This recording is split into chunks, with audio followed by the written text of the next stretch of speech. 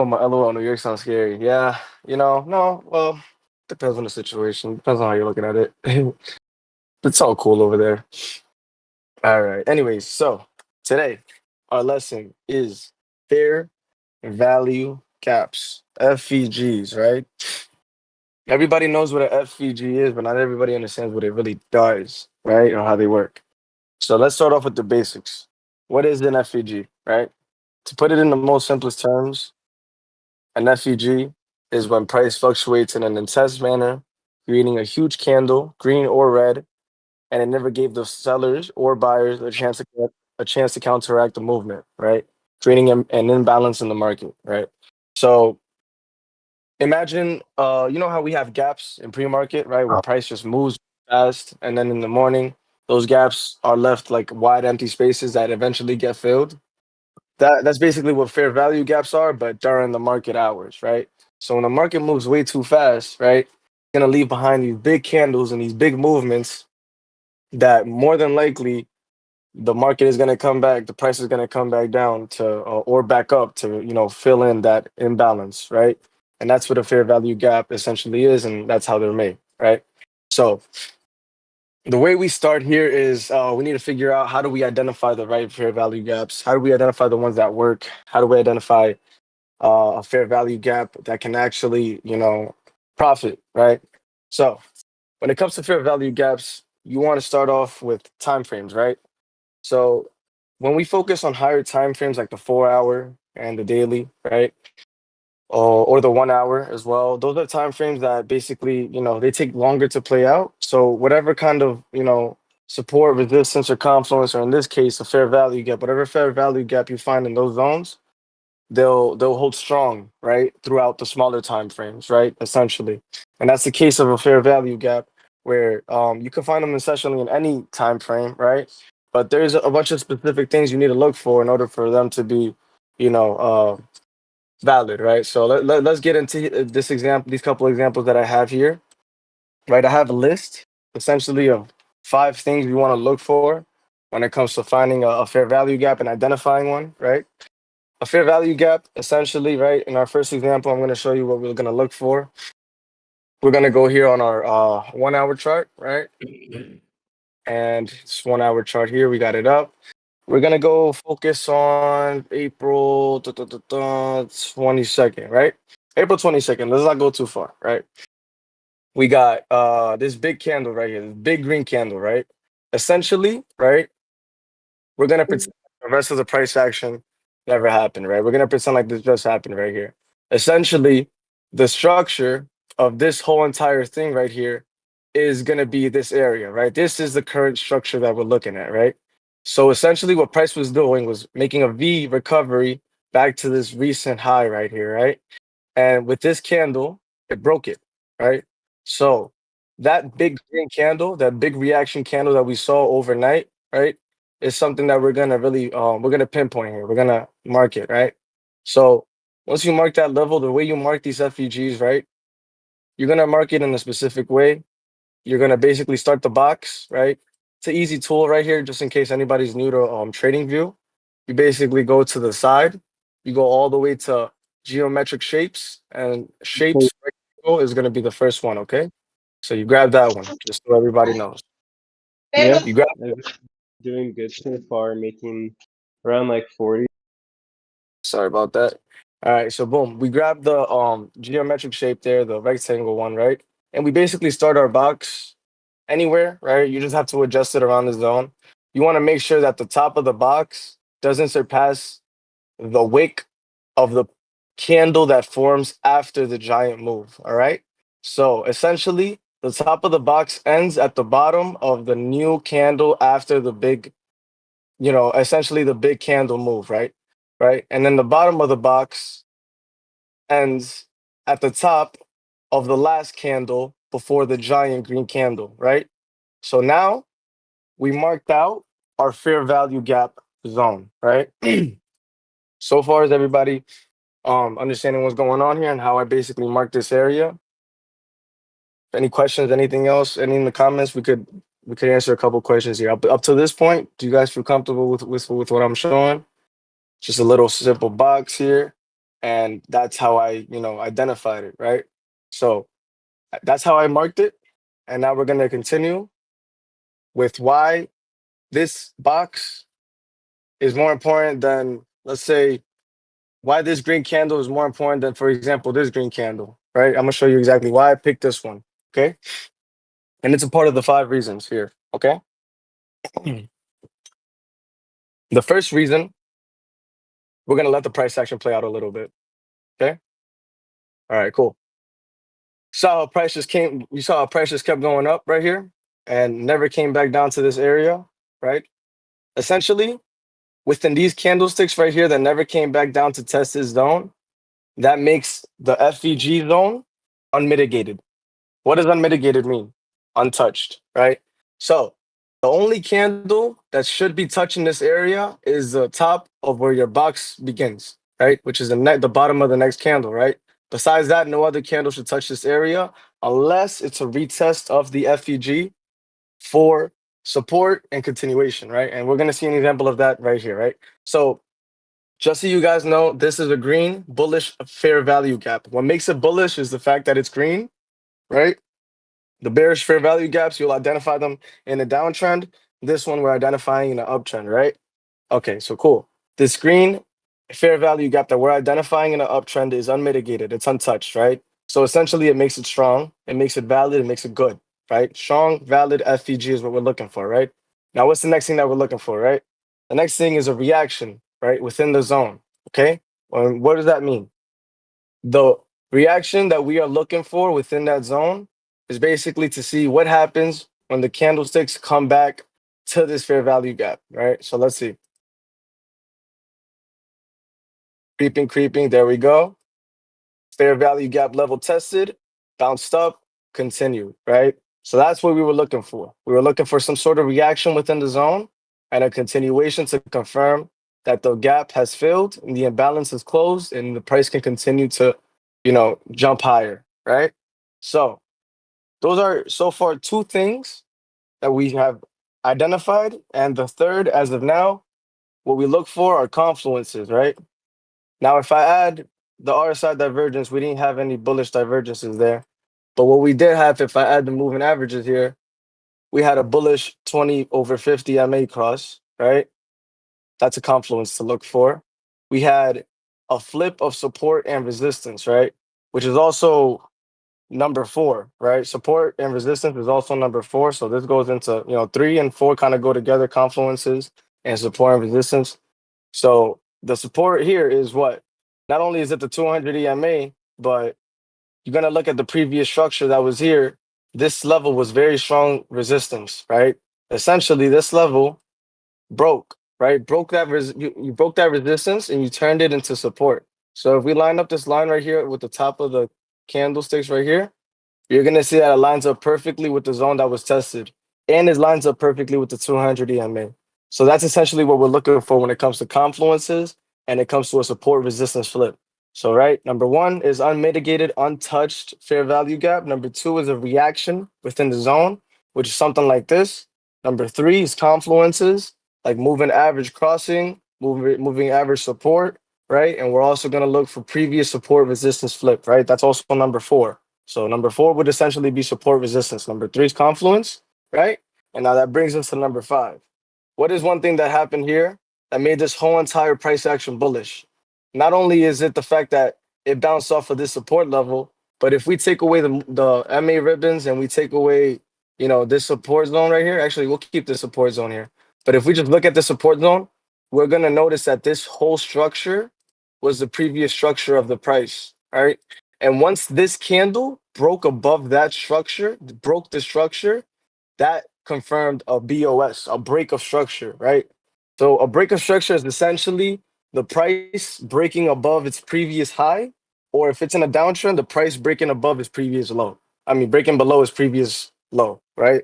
So essentially, it's whatever candle causes that move deeper into that zone, right? Whether it be higher or lower, right?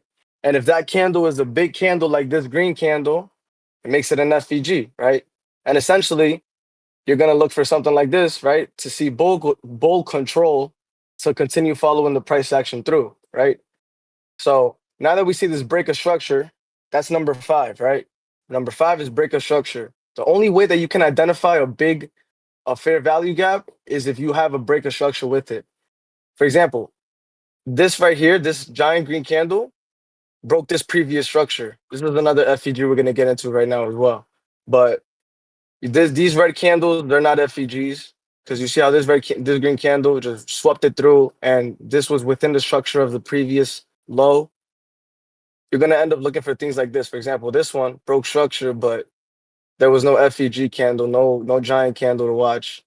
We had this one right here. This was for a small bearish FEG zone. But what you're gonna look for is basically the breakout of the consolidation, right? So this was a consolidation, price push higher, break a structure, right?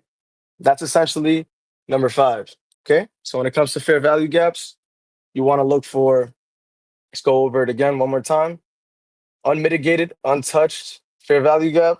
You want to see reaction within the fair value gap. You want to see confluences like moving average support, moving average breaking across, right? Bullish convergences, the 20 above the 50, the 20 above the 200 confirms bullish convergence, confirms a bullish switch, a bullish shift in the market, right? Especially since we're on the 1 hour chart. It's definitely a short-term temporary switch that we're going to be focusing on. So as we look at what's happening here, we're seeing the support, right? And now the question is, where did this price action end up going, right? If you also have, if you've been trading for a while too, and you're able to identify formations, it's also good to note that this is a inverse head and shoulder pattern right here. So if you look up an inverse head and shoulder pattern on Google, right, I'll throw a picture of it up on in the group chat here. Inverse head and shoulder patterns are basically formations that the candlesticks form, right? And when they come together and they make these formations, they normally point out to be, they normally help push the price in the direction that the overall market is trying to trend in, right? So in this case, the 1 hour, right? It's making something like this, right? So anybody in the voice channel chat, I popped up a picture of it, right? And essentially the neckline of it would start from here, right? So the slanted inverse head and shoulder. So we'll start the neckline from here to here, right? So now what we're watching is the fair value gap going to continue? Is it strong? Let's see, right? Example, let's say you bought from right here, right? Let's say you bought with all these confluences. Look at that. Would have paid off beautifully. I'll just let it go where it needs to go because this is up to date now. So boom, right? This is exactly what we're talking about right here, you guys, right? You guys see exactly how that worked? Price opened a fair value gap, break of structure, unmitigated, came down, tested it, filled it, continued to progress higher. So essentially what the method is if you're able to identify those factors in a fair value gap, then you're able to actually take a trade within those confluences and those facts to make a good move, right? So you would have taken a trade on the 200 EMA support, right? As soon as the FEG zone got tested, you had the 200 EMA support. Price reversed. The 20 EMA got recovered as well as the 5. So that could have been another entry point as well, and you could have just rode it all the way through, right? So that's an example right there of how you could have used a fair value gap for bulls. And I have another example right here, but let me see how everybody feels so far. How's everybody feeling about the information I'm spreading so far, and how we're kind of combining everything we learned before into how this works?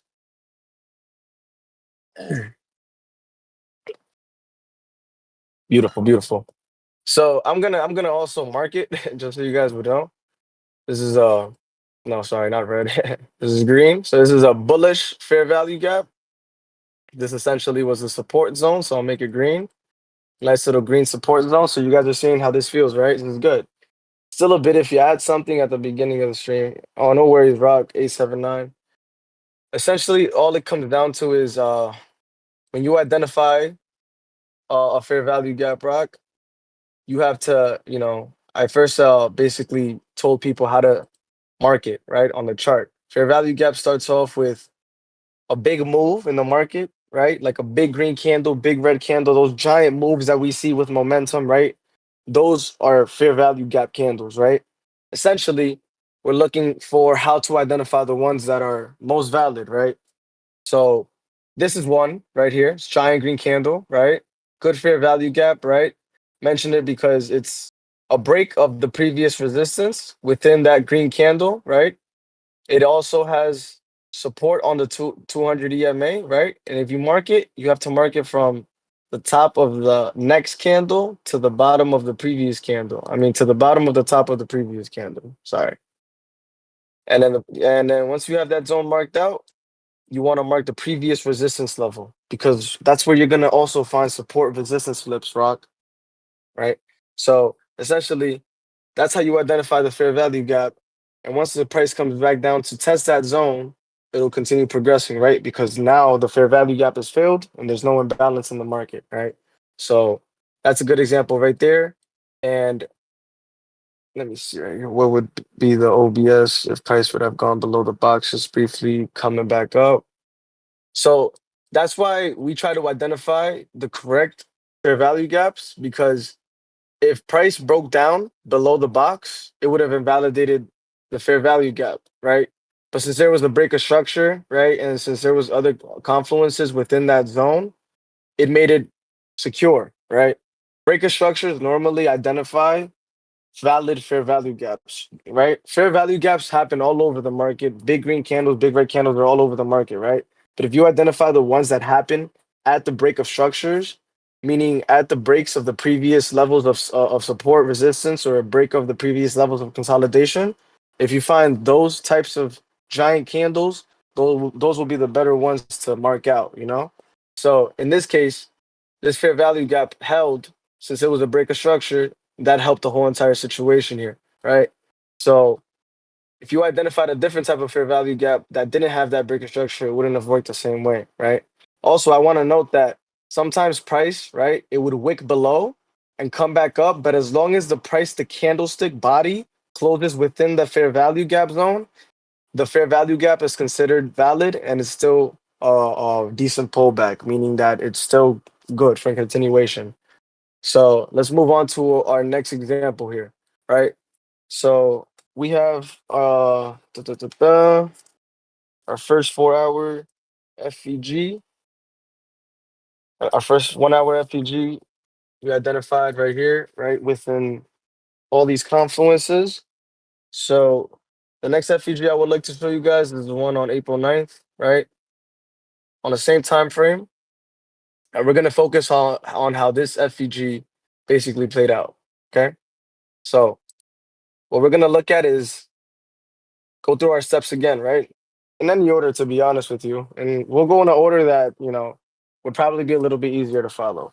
Let's go. So let's look for a break of structure. So that's the most important thing to find, right? Let's go find a break of structure. Previous high, right? Candle, giant green candle, broke above the previous high, imbalance in the market, check, check, right? So break of structure, imbalance in the market, check. Two checks. That's good, right? Now, did the price come back down and test the zone? No, it continued pushing higher, right? Check. That's good, right? So now we're going to mark our zone, right?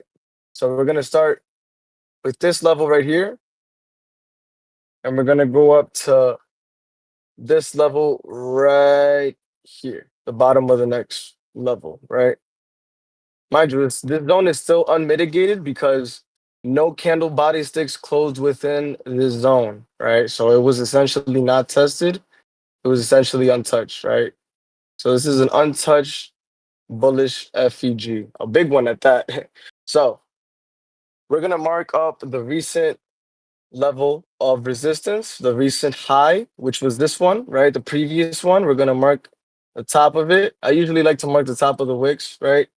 But you can mark the bodies, the wicks, it's all good. What you want to look for is a reaction around the zone. It doesn't have to be precise. Um, wick to line tap. Sometimes you're not gonna get that, but the idea is that you get around that zone, right? So now that we have our support level marked out, that's our third step, right? Support level marked out, break of structure marked out, imbalance candle marked out. Check, check, check. 3 checks so far. Let's find any other confluences. What else do we have in here? We have the 20 EMA, within the FEG, and we have the 50 EMA within the FEG. So if essentially this level of support doesn't hold, you have these two EMAs to find support within. And you know what makes it even better? The fact that the FEG is so big that if the price does come down this far, it's still within the FEG and it still would be a good buy if it finds support, right? So let's check out what would happen, right, if we continue to let the price go through. So we see what happened here, right? Essentially, price came back down, broke through the resistance zone, right? There was clear bearish, volume here, clear bearish pull, right? So the bears brought it all the way down to the 50, wicked it off the 50, managed to gain this support right here where they're working on the support. Essentially, what you're going to wait for is confirmation outside of the FEG, right? The confirmation outside of the FEG looks like this, right? Support, retest, support, right? Support, retest, breakdown, support, and then the 5 EMA helped carry the price up to where it needed to go after that, right? So essentially, the FEG level got tested, price continued moving up after it broke out of the FEG zone, right? And what other confluences can we use in this perspective? Fibonacci's. Remember what I told you guys last week? Fibonacci's. If you bring them up as well, recent low, recent high, and if you have a fair value gap within that zone as well, you can also use the FE. You can use the FEG, and you can use the support and resistance levels within the Fibonacci's to identify the next level of support within the FEG to get a good buy, right? If you were in a trade at the bottom, how would you know how to get out at the top before we're facing in the FEG? So essentially, right, if you had your confluences up, if you had your Fibonacci up, and you saw the retest of the 61.8, you saw the continuation, and you saw the breakout of the FEG, your entry would be essentially once all these levels of resistance break and make support. So this candle right here, these candles right here, anywhere right here, or a breakout and support of the 200 as well would be good entry. So our first entry level that you would look at would be basically anywhere around this zone right here for a gap up, right? Or 200 EMA entry could also work as well, right? Wait for support. The 20 EMA is starting to lean down. Essentially, the thing about this is that it wasn't that big of a move either. You know what I mean? You can't expect giant moves. The whole point of it is a slight reversal, support, and continuation, right? This ended up going higher in the longer term, right? Because if you ended up letting it play out, the market ended up, recovering itself. It was just a whole lot of consolidation. But within this zone, the FEG ended up refilling, right? And it ended up breaking above.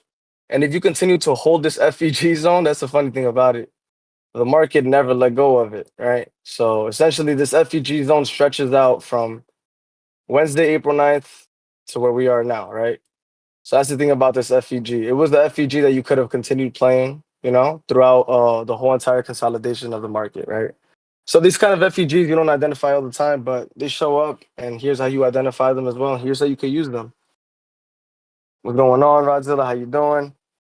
So that's also another little example right there, right? Even in the craziest conditions, they're still easily identifiable.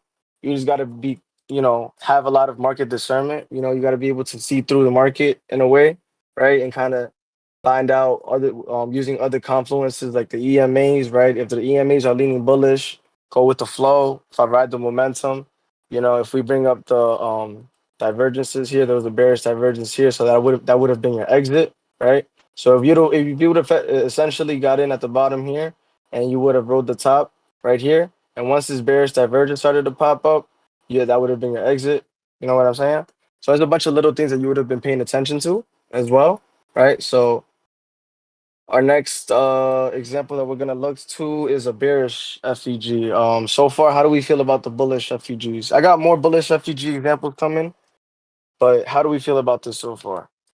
And how you kind of combine them with the other confluences and stuff like that. Good, very good, nice, great. All right. Gotcha. Making sense now. Great explanation, man. Thanks, man. All right. So boom.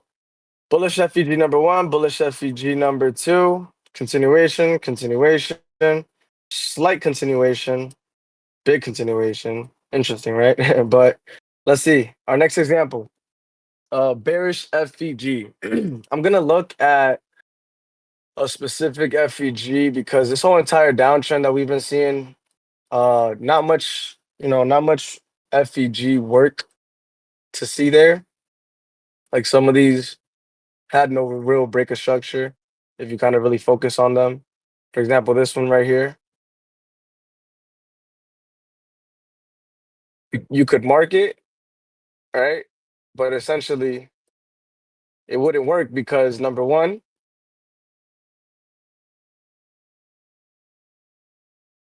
it surpassed, never got tested until this point, and it wasn't a break of structure candle because the previous structure was right here. So I just showed you guys an FEG that wouldn't really work, right? This is a bearish FEG. I just marked it, right? You could identify it, try to find other opportunities to short from it, but you would be stressing yourself out essentially because the price never came back up to test it, right? Until this point right here. But this was pre-market. You weren't allowed to trade at that time, so nothing really to go on from there. So later on, you see how the price retracted itself back up and it surpassed the FEG level, filled the imbalance, it filled the FEG. That's the funny part about it. The FEG is still going to get filled. This is still a FEG, but it's not a high quality FEG, right? But the whole lesson that I'm showing you guys today is how to identify high quality FEGs, right? So FEGs are all over the market, like I said in the beginning, right? This is an FEG, right? But is it a high quality FEG? No, like the previous one that I showed you guys, right? Now let me show you guys a high quality bearish FEG. So I was looking at the market earlier and I found a bearish FEG that I really liked on December 18th, the day before my birthday. Okay, boom. You see how this was the previous consolidation structure that the market was focusing itself on, right? Let's find out what we're gonna see first, right? So boom, consolidation, right? That structure, right? This is all structure right here. We're gonna keep our eye on that. This is structure.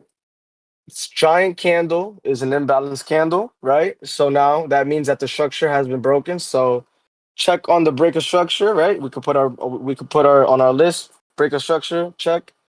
FEG identification. Here's the giant red candle. That's an imbalance in the market. We can identify it by grabbing the box, marking the lower wick of the previous candle, and marking the top wick of the most of the candle afterwards, right? So if we just cut this off and pretend like nothing else ever happened, and we focus on this FEG right here, right? You guys saw how I marked it up?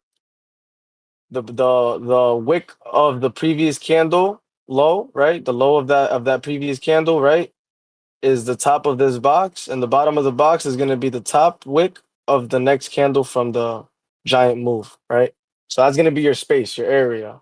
So in this case, right, how bullish FEGs worked was that the price would go up, right, come down, and then continue going, right? So that was the bullish FEG. In this case, the price is going to do the complete opposite, right? Now in the other direction, right? So break a structure, check. Identification of the FEG, imbalance candle, check, right? Now, what's going to be our support resistance? It's going to be the previous level of support that we had before this giant red candle. So we are going to mark this level right here. You see how all these little wicks were touching on this zone? We're going to turn this line red because that's going to be a resistance level that we're going to be looking at. Our MA ribbons are here, right? So when it comes to confluences, we have our support, right? Check. We have our break of structure, check. Also, it's unmitigated, right? Why? Because the next candle was just a giant candle down, and the next couple candles after were nowhere near the FEG zone. So unmitigated FEG, clean FEG, right? That's also checked. Good. Nice to identify clean FEGs, right? So remember, guys, the FEGs always need to be unmitigated, meaning that when the price comes down, the next couple candles can't come back up and test this zone and break above it and whatnot. right? It has to continue distance price away from the original fair value gap zone, right? It needs to remain untested for you to be able to identify a short opportunity from that zone, right? So we have our support. I mean, we have our resistance level marked out. Check. We found a break of structure. Check. We got unmitigated price action, right? Unmitigated zone, FEG. Check, right? Confluences, we got the 200 EMA, the 50 EMA here as well, and we got the 20 breaking below the 50 and the 200, which is bearish, right? So that's just already putting us in bearish perspective, right? We're just looking for the next opportunity to short, right? So these confluences are adding up. Everything is looking good in our favor, right? So what we're looking for next, right, is to see what the price is going to do when it tries to retrace itself back up to this level of support. And what you're going to look for is for price to turn it into resistance, right? Support resistance flip. Let's see it, right? So price is floating, dip lower, right? Came back up. There you go. Trying to push itself higher here, right? Essentially working its way up. There you go. Okay, boom. So you guys are probably looking at it like, did the FEG zone get filled now, right? Since the price is already inside the FEG, right? Essentially, is it getting filled? Yes, right? And the reaction that we're getting is around the prior level of support, right? So remember what I told you earlier, the wick, sometimes you're not going to get a perfect level of is the 200 EMA acting as a support right now? Yeah, at this level, you're gonna see support of the 200 EMA, right? It was gonna hold resistance, but essentially the price moved itself all the way back up at the 20, pushed itself up here. So now the only level of resistance that you're kind of focusing on right now is gonna be the previous consolidation level of resistance, right? So now that we're focusing on this red line right here, you're gonna keep watching the price action and you're gonna make sure that this red line doesn't break, right? You want to make sure that the price reacts around it, meaning that it can't, loses steam. You want to see that the price loses steam around that zone, right? Essentially, that's what you're gonna look for. Okay. So you're still looking, you're not getting into a position because the 20 crossed the 50, the 20 is tapping the 200, things are looking bullish. You don't want to fight the trend, right? So you want to wait for the trend to reverse and you know that at the moment right now, the price is at a good level and in a good zone to reverse. That's why sometimes when we're live, I tell you guys, hey, we're in the FEG zone, so be careful here. Don't go long, right? So if we were live trading this, I wouldn't tell you guys to go long, right? At all. Instead, I'll tell you guys to just watch it, to see what happens. So essentially, there we go. We saw that the price aimed higher than the previous level, tried to touch the level of support, barely did it, losing steam again, another sign of the price action getting weak. Now you have a bearish divergence also to add into that equation. So now your confluence bag is getting loaded, right? And now you're back to being bearish again, right? What happened? We were just bullish. No. Remember, we identified this bearish divergence, this bearish FEG to find another opportunity to go short. So let's not forget why we did this, right? So we're seeing exactly what we wanted to see. And what else can we identify within this zone? Well, what else do you guys see here? A double top, right? Let's bring it back to the basics. Double top, right? So if anybody's new here, a double top formation, like the inverse head and shoulder, the double top is not bullish, it is bearish. So if you see a double top, it's basically like a McDonald's symbol, right? You're gonna find that at tops, right? In quotation marks, right? That means that the price can't go higher than this and it's trying to find a reversal, right? So what you want to see is a breakdown of the previous level, kind of where the pivot was to complete the next top. So 598 or the 200 EMA would be your neckline.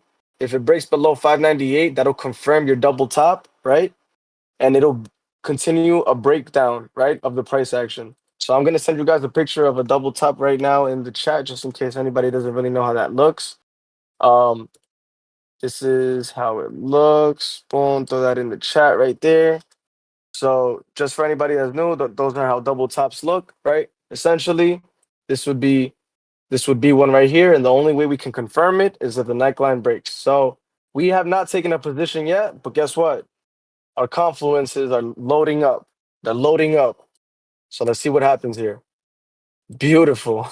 Happened way too fucking fast, but trust me, this day we would have gone short no matter what. We would have got into puts. But let me tell you something. You need to realize that the second that the neckline broke, the 600 zone broke, what happened? Exactly what that picture showed. A continuation, a breakdown, right? And now we're outside of the FEG. So essentially the FEG is filled, right? And the price is going to continue to dump. What we would have done here is that as soon as the market opened, right, you would have realized everything that was happening throughout the week, and you actually would have been able to get, puts at open. I'm gonna be honest with you. It sounds degen and everything, but when you have a plan and you have a vision and there's a whole roadmap lined out already, it's easy to identify what's gonna happen next. That's why technical analysis is very important. Okay, so boom, you're seeing the 20 cross below the 200 and below the 50. Let's see. You grab some puts at open. You're printing already. That little green candle's getting you nervous. You're essentially getting stopped out around here, but essentially, it worked out. It worked out the way it was supposed to, right? You had three opportunities to short. Because if you didn't get in on this, if all of this was weird to you, right,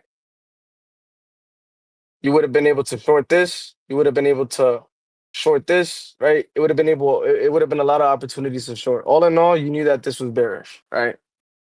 So that's kind of how a bearish FEG works, right?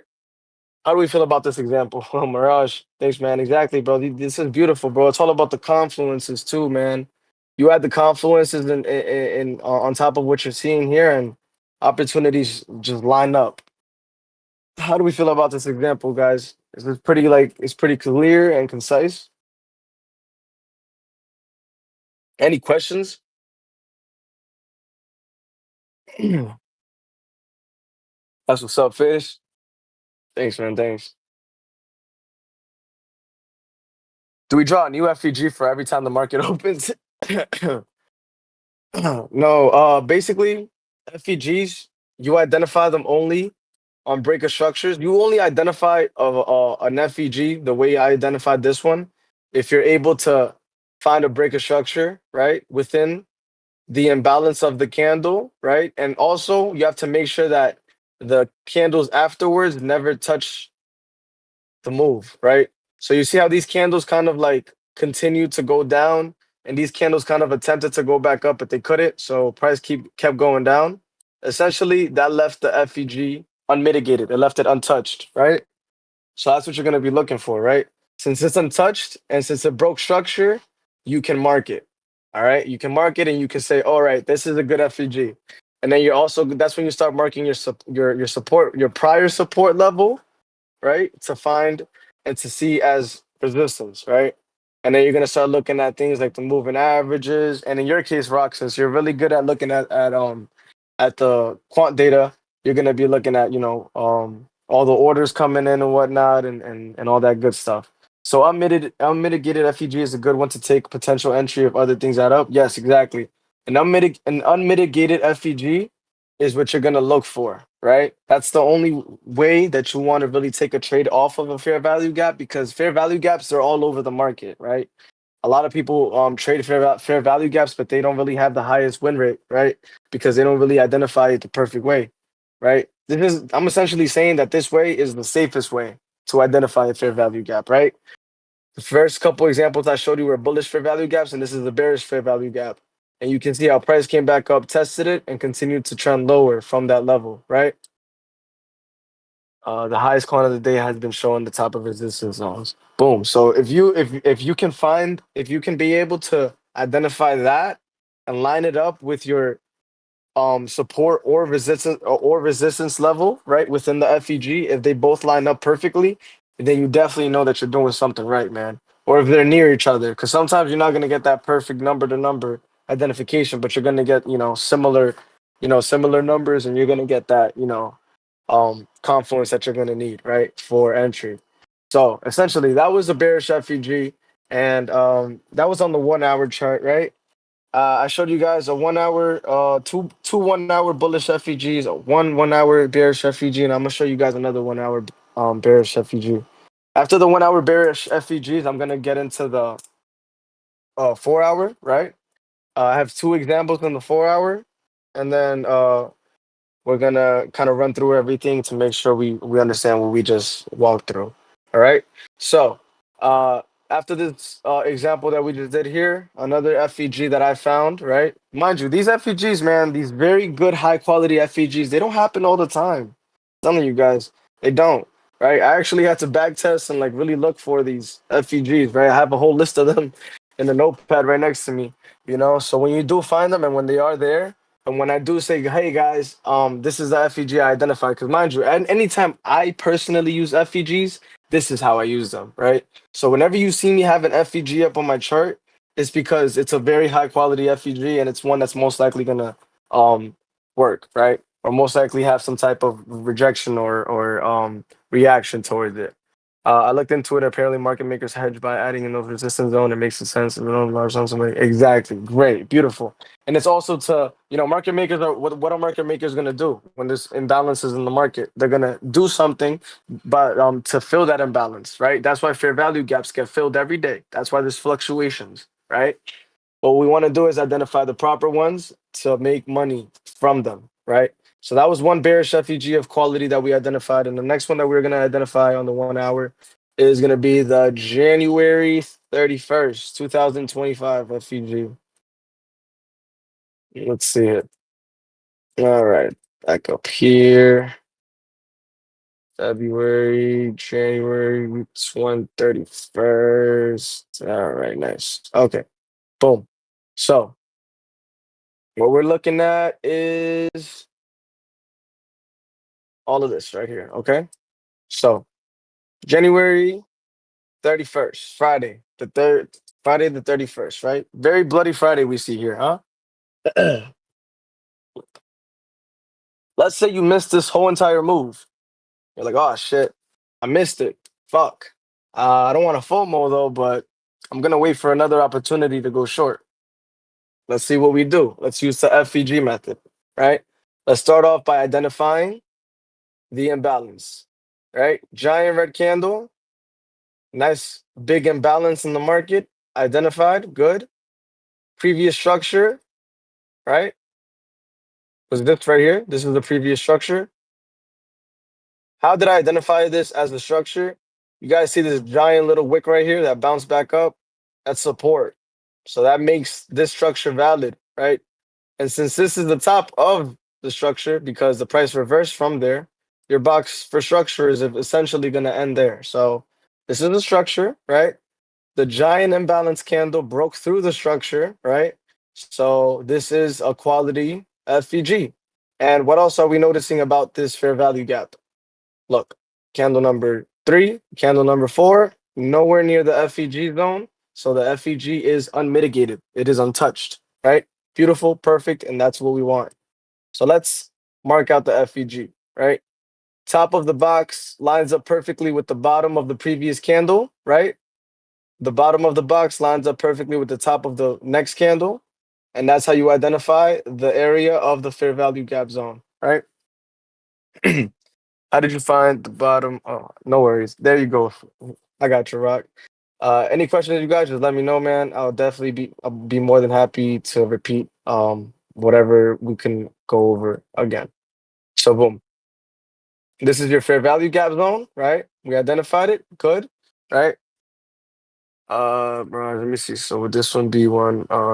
Yes, essentially that would be a fair value gap, a bullish fair value gap, right? And you're gonna mark that. You see that green candle in pre-market? I think that's the 23rd of April. Mirage, the top of that candle is, hold on, not that one. Actually, the 25th. The 25th, the red candle, you're gonna mark that as a support level. It's gonna be within the FEG, kind of by a little bit. It's gonna be a little bit outside of it, but essentially, price could wick from it, right? Because Tesla is a very volatile stock. I wouldn't be surprised if it comes all the way down just to test a little bit below the FEG and then wick right off of it, but then close inside the FEG. Right. So remember what I told you guys, right? If the FEG, if the price comes down to test the FEG and closes inside of it, it's good. It's no problem, right? Because sometimes it wicks through and that's very normal because sometimes price action could fluctuate in a way that market makers control, right? So puts on test side open. Well, no, not really. I was just looking while we were talking. Drawing on the mobile was hard. Oh, it's all good, man. But yeah, that's a pretty good FUG identification, bro. That's how you start identifying them. You know what I mean? And then you start marking your levels of support and whatnot. But yeah, that's very good, Mirage. So essentially, back to this FEG that we have here on the SPY, right? So the bearish FEG, we have it marked out beautifully. The previous level of support, right? It's within the FEG, which is pretty cool. So that's very good for us. We're gonna mark that level right there. So funny about that level too. It kind of lines up perfectly with this level. Oh, just by a little bit, but you're gonna want to mark that level of support right there, right? And it's almost perfectly in the middle of the FEG here. So it's beautiful. It's beautiful, man. So once it's lined up perfectly within the FEG, you got your support level identified, right? FEG is unmitigated. Check on that. You identified the imbalance, the FEG. Check on that. Breaker structure. Check on that. Four things checked out, pretty good. Now let's see what we got going on here in terms of confluences. We have the market is leaning bearish already. As we see, we got a bunch of bearish divergences here.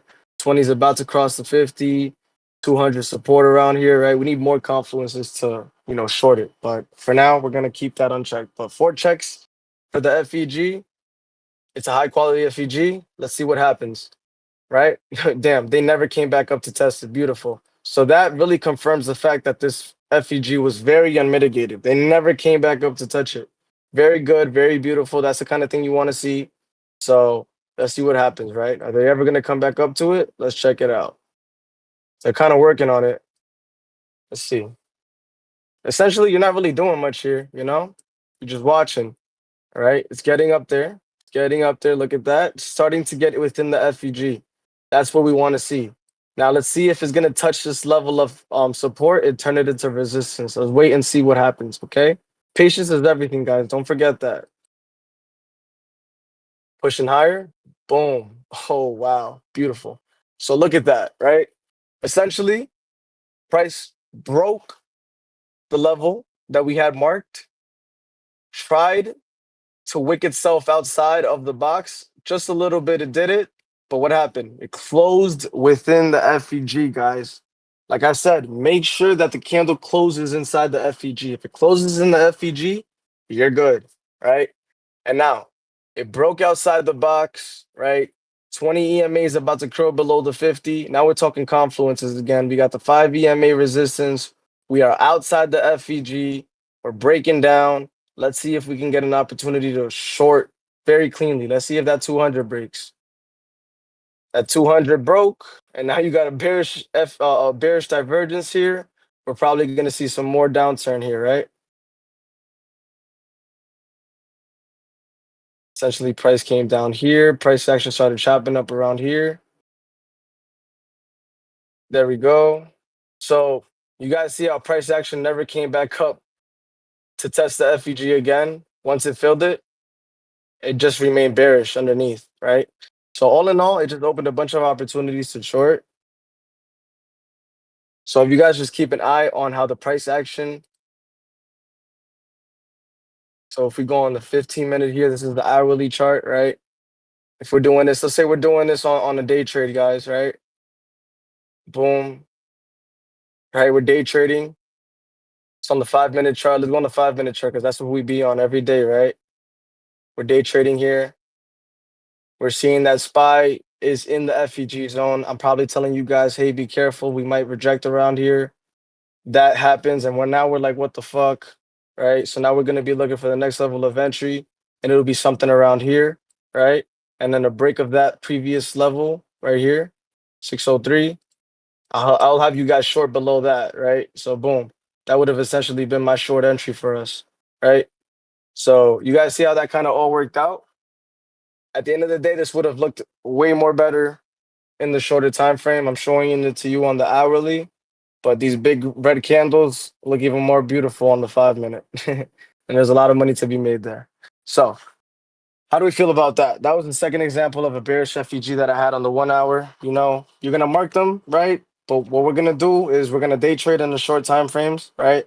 So essentially, these giant levels that we have here that we identify every once in a while, because you don't identify these FEGs every day. These are rare, you know. The good FEGs are rare. They don't pop up all the time, and when they do, and you identify them, it's good to have them there, and it's on the chart for future reference, right? So that was another example of a bearish FEG. He's like, I feel good. What are you going trading view to find the column? So to get this rectangle, right, Rock, you go to 1, 2, 3, 4, 5, 6. This is a 6 box right here. You open it up. It's the rectangle shapes, right? And you essentially kind of just draw it out with that, right? So that's kind of how that works out.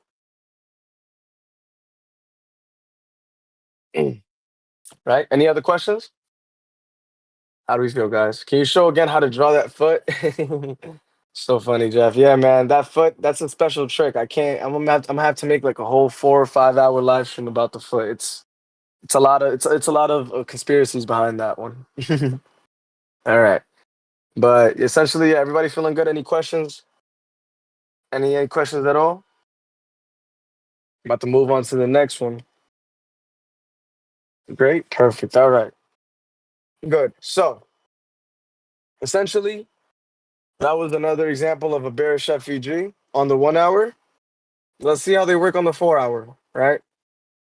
Mind you, these pop up on most time frames. 15, they could pop up on that one. The 1 hour, they could pop up on that one. The 4 hour, they pop up on that one too. 65, I've seen it around there too. Essentially, you could experiment and examine through different time frames, but they always have to be identified through those conditions that I tell you guys, right? The break of structure, the mitigation, the reaction, the support or resistance, and then the break of structures as well, and then the confluences to go in detail with that, right? So, uh, that's what you always want to find in order to fully identify it as a FEG of quality that you can use. Do bigger time frames have more weight like most patterns? Yes, bigger time frames always carry more weight. So if you're gonna find an FEG on the 4 hour, that's gonna be a level that now if that like let's say you find a bullish FEG on the 4 hour, right? Essentially that fair value gap, right? That support is gonna be a super strong level of support. So if you found it on the 4 hour, imagine how many opportunities you'll have for day trading or swing trading in the market when you do identify that and then take it day by day to see how it plays out, right? So I'm gonna go on the 4 hour specifically to show you guys how that works, right? Bigger time frames. If you find head and shoulders on big time frames, if you find inverse head and shoulders on bigger time frames, double tops, all that stuff, if you essentially apply everything I've ever taught you on the bigger time frames, essentially you're able to use that same information to swing trade and to have a bias for long-term aspects. That's why a lot of people think, oh, technical analysis is just trying to predict the market. It's not really that. It's a whole bunch of, analyzing and putting things together to identify a possible path that the market is taking, right? Through the analysis and technicalities that we're finding, right? So I'm watching Tesla Monday, I guess. Nice, Mirage. Sounds great. All right, so let's move on to a 4 hour chart here. The first FEG that I want to show you guys, since we're on the bearish aspect of things, is keep it there. I'm gonna go to July 18th, 2024. Summertime. It's about to be a year since July. Isn't that shit crazy, guys? It's already fucking April 26th. It's about to be May. What are we gonna do? All right, or it went too far back. February, March, June, July. There we go. All right. So, boom. July 18th. Right.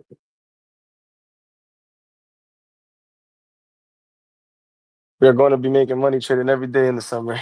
Yeah, man. I can't wait. It's gonna be a year since my vacation from Costa Rica, bro. I wonder where I'm gonna be trading this fucking year. I trade wherever the fuck I go. Let's see. Boom. So let's identify the FEG that we have here, right? Thursday, July 18th, 2024. It is a 4 hour chart. Let's go down the list. All right. So First thing you want to look for is the consolidation zone, the structure, right? That's this bad boy right here. This is the structure. This is the consolidation zone. And this is the imbalance candle that broke below the consolidation zone, confirming the break of structure. So that's a BOS. That's an FEG, right? That's a fair value gap, right? And this is essentially going to be the support zone, right? Or in this case, resistance, because we're looking for a bearish FEG because it's red. Remember, red candles, bearish FEGs, green candles, bullish FEGs. All right, so now let's mark our FEG area. Top, bottom. The top of the box is going to be the bottom of the previous candle before the big candle, right? And the bottom of the box is going to be the top of the next candle after the big move, right, guys? So boom, here's the FEG. You guys see how I did that? You guys see how the bottom of the box, you guys see how the bottom of the box lines up with the top of the next candle, and the top of the box lines up with the bottom of the previous candle, right? That's how I draw my FEGs, right? That's how you're supposed to draw an FEG, right? So boom, FEG identified, FEG drawn out, breaking structure identified. Let's mark our level of support. It's essentially going to be this wick right here. Sometimes you could do the bodies, wicks, like I said, it's up to you. That could be that doesn't have to be precise. That could be really, whatever you prefer to do. So what we're looking at here is that this is a bearish FEG, right? We got our breaking structure identified. We got the FEG identified. We got our support level. We got our resistance level identified. And let's see if the price is unmitigated. Beautiful. Okay, you saw how it tried to come back up, but it couldn't even do that. That's unmitigation, right? So essentially, this FEG is untouched, unmitigated. Remember, that's the ultimate one that you want to look for. An unmitigated FEG is the ultimate quality identification, right? If the FEG is unmitigated, it's high quality, good stuff. So unmitigated FEG check. Now we got most of our checks through. We can consider this a high quality FEG, and now let's find some confluences to go short in par with that FEG. Boom, beautiful. Oh, everything happened a little too fast. Hold on. Let's go back here a little bit, slow this down, right? So boom. Essentially, what happened here is that the price came back up, right?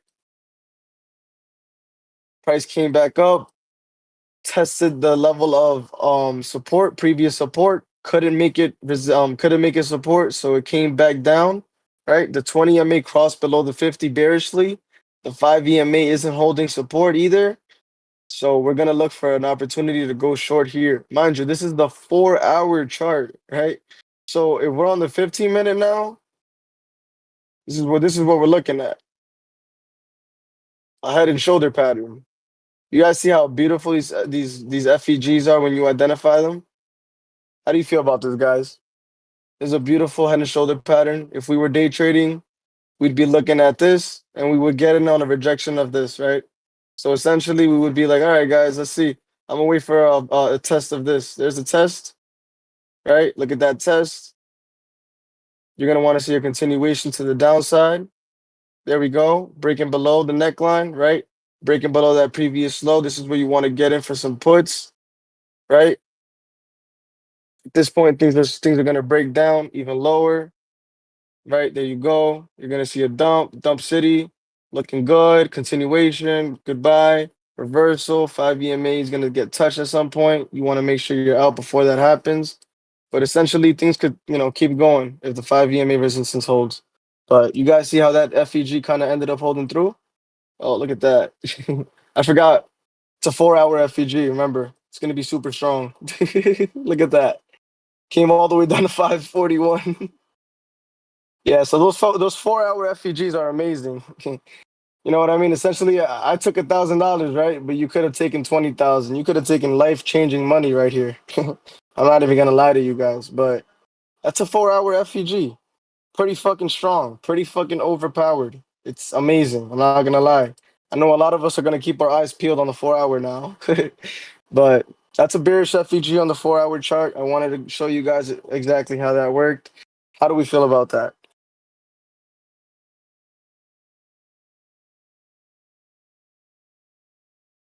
Any questions on the topic? Any questions on this exact example? This FEG was super clean, super beautiful. The 20 EMA cross, everything was amazing. The opportunities and gains are insane, especially if you're able to identify these kind of FEGs on the 4 hour. You can make so much money. You want to know what's even funnier? Don't ever forget about your Fibonacci's, right? Recent high, recent low. Look at that 50% rejection, and look at that continuation. So beautiful, guys. Don't ever forget that. So I've been noticing price action respects the 5 EMA a lot. Why is that? So basically the 5 EMA is a short-term moving average that tracks the 5 day trend of the price action, meaning that it's gonna update very fast and it's gonna stay very close to the price action. So it's a good way to identify the trend of the price through that short-term moving average. So the more the price respects the short-term moving average, the more you'll know that the trend is strong, right? In the up way or in the down way, it would be resistance. You know what I mean? So if this support of the 5 EMA, the trend is strong. The short-term trend is strong. The 5 EMA, 5 day trend is strong. And if you're going short, if the 5 EMA is holding resistance and the 5 day trend is bearish, you know what I mean? So it essentially means that the short-term trend is identified through wherever the price is moving. And the 5 EMA is going to reflect on that because it's going to stay so close to the price, right? Reflecting off of that. All right. So any other questions, guys, about bearish FEGs on the 4 hour on higher time frames? You guys can see their power. They're very strong. They're very, very, very strong. No, not every FEG is going to be this kind of dump, of course. But essentially, whatever dump it does give, it's going to be very strong on the shorter time frames, right? This kind of dump on the short time frame is extremely huge. This is one of those dumps that you could take on for days. Like you took a let's say you took a short on July 23rd, Tuesday, right? Right. Once that retest happened, right? You would have woke up Wednesday a millionaire. It's crazy, you know? So is this a better way to draw the Tesla FEG I saw? Let me see. Yes, yes, Mirage, that's perfect. So that identification is perfect. You identified the structure, the previous structure. You identified the candle that broke out of that previous structure, which is that giant green candle there, right? You marked out the FEG, right? The bottom of the next candle and the top of the previous candle. Beautiful. So yeah, you're doing everything perfect, man. All you have to wait for now is to make sure that the price doesn't come back down to the FEG in the next 3 to 4 candles, right? Just to be safe, to basically comprove and make sure that the price, not the price, to make sure that the FEG is unmitigated, right? So that's the next check, unmitigation, right? And I don't know, I'm not sure what time frame, 4 hour. All right, so if you're on the 4 hour time frame, it might take a little bit longer. So you're gonna have to just keep an eye on that 4 hour time frame and see what happens with those candles, right? If Tesla keeps pushing up, or if it just dumps immediately through that FEG and disrespects it, That's all that you're gonna be able to watch so you can identify if the FEG is of quality or not. Great. Uh, yeah, we done, JK. I'm just going to thesis check this week. Great, man. Do that. So you just gotta basically keep an eye on that. Make sure it's unmitigated. Once that is confirmed, you can find your support and resistance levels within there, and then you can add the confluences to get a good long entry. If the candles move too far away from the 5 EMA, like those dumps, can you gauge when to pull out of that dump when it feels like too much distance? Well, basically, if there's too much distance between the 5 EMA and the price action, I normally tell people to kind of wait for the 5 EMA to get, some sort of, respect or like tap so it could continue doing what it's doing, right? I always believe that the 5 EMA, it's like gravity, Sometimes the momentum is too strong and the price, it floats way above the 5 EMA, but eventually it's always going to come back down to tap it for continuation of trend, or if not, it's going to tap it to break through it. So yeah, essentially the 5 EMA is always going to get touched at some point, right? And if it doesn't for the while for the being, it's because the trend is just too strong, right? All right, perfect. So it seems like we're good on the 4 hour bearish FEG. I'm gonna move on and show you guys my last 4-hour example of FEG, and this one is going to be a bullish FEG, right? This one is going to take us back to November 6th, 2024. Who remembers that day?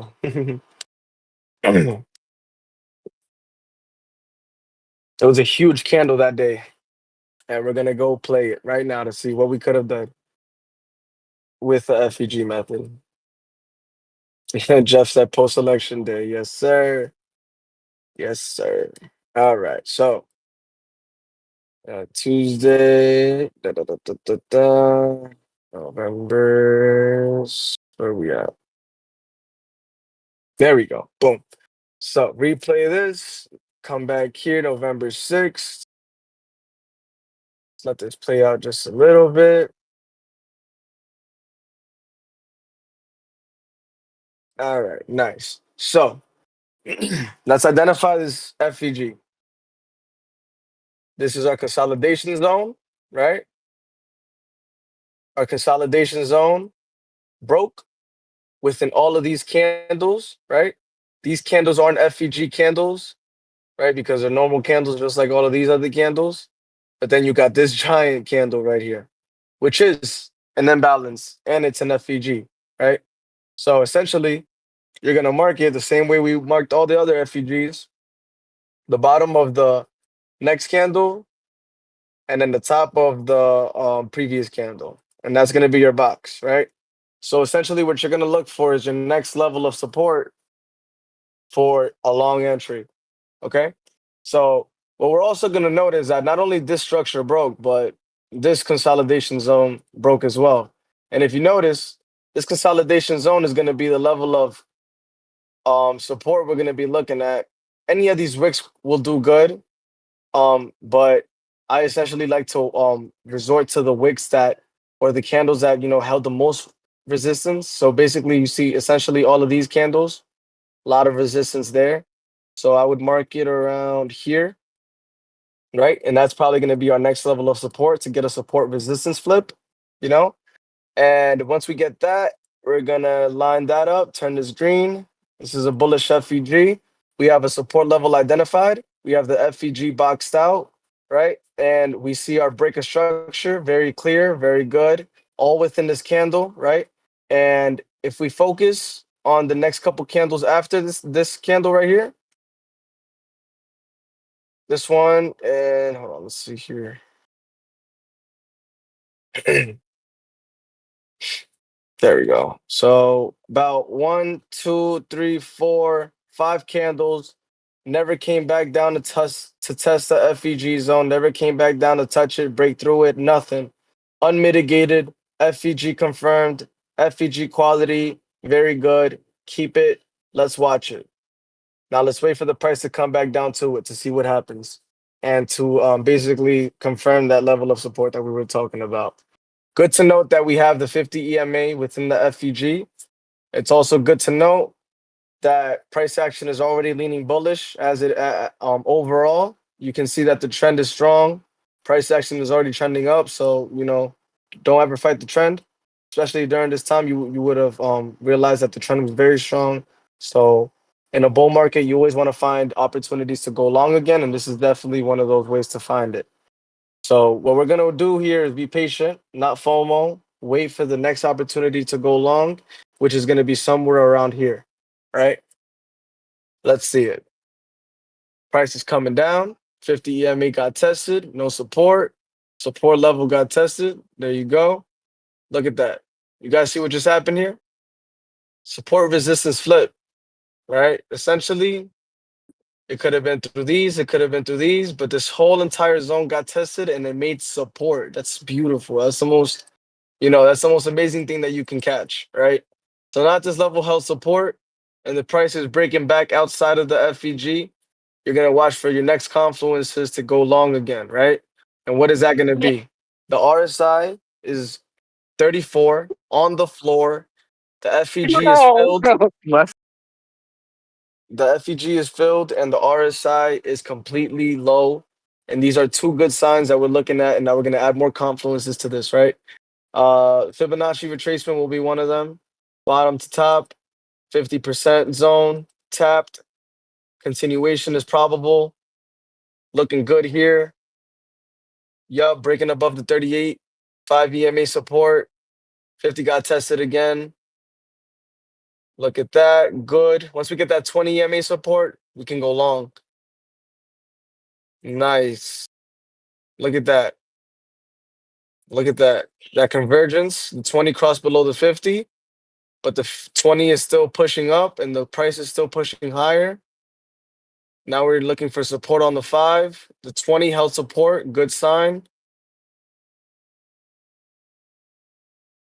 Around here, you go long because now you're holding support of the 20 EMA, you're holding support of the 50 EMA, right? And you have a Fibonacci retracement playing out perfectly, right? So if you keep an eye on the price action, you got the 20 breaking above the 50. The 200 is already down here. So guys, remember what I tell you. If the price action is above the 200, right, is bullish. If the price action is below the 200, is bearish. So in this case, 2050 EMA above the 200, bullish. So it's a whole bunch of things that just keep you in mind, and you're like, all right, I'm gonna go long because I know the market's trending up. I know that the 200 EMA is low. I know that the RSI was on the floor. You know, you would have exited once the bearish divergence popped out, but there was a lot of reasons to go long and have conviction. You know what I mean? A lot of people probably would have been like, damn, this would have been a hard hold. But guess what? You won't make money if you don't have conviction, right? So if you have conviction in these methods that you're learning and you're seeing that they work out at the end of the day, you got to put your money on it and you got to see it work out. I've put my money on it. I've seen it work out. You know what I mean? That's the only reason why I'm here teaching it to you guys. It's very good methods. And these type of FEGs, they don't pop up every day, you know? So this is a bullish FEG that we identified here. Price filled the imbalance, went all the way up. The quality on that FEG was great. The 50% Fibonacci held support. A whole lot of confluences to go long.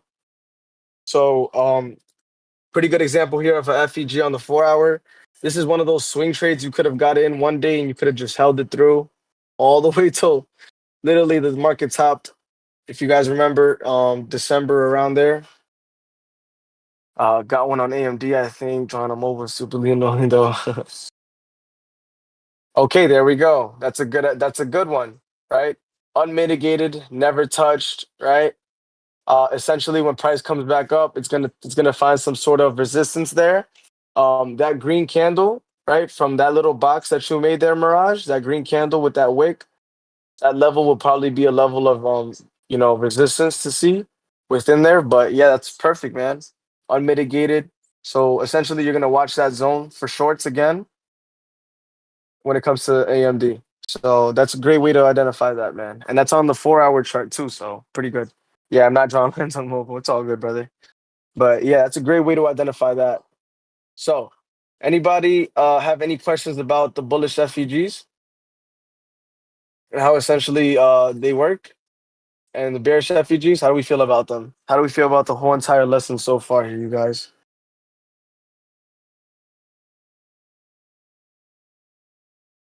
Any questions?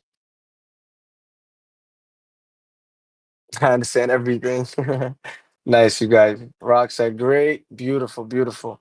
Mind you, guys, these FPGs don't go crazy trying to force them.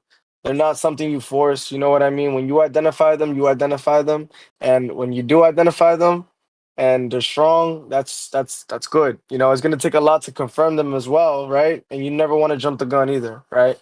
So let your check. If anybody has their checklist, we can go over it together. All right? Unmitigated reaction within the FEG, confluences, support resistance, and a break of structure, right? That's 5. Okay, guys? And I also want to teach you guys something else. Um, I wanted to identify a fair value gap that I've seen on the chart recently for SPY. And I want to show you guys how it could eventually end up working, right? Oh, shit. Hold on. So here we are, Friday, April 25th.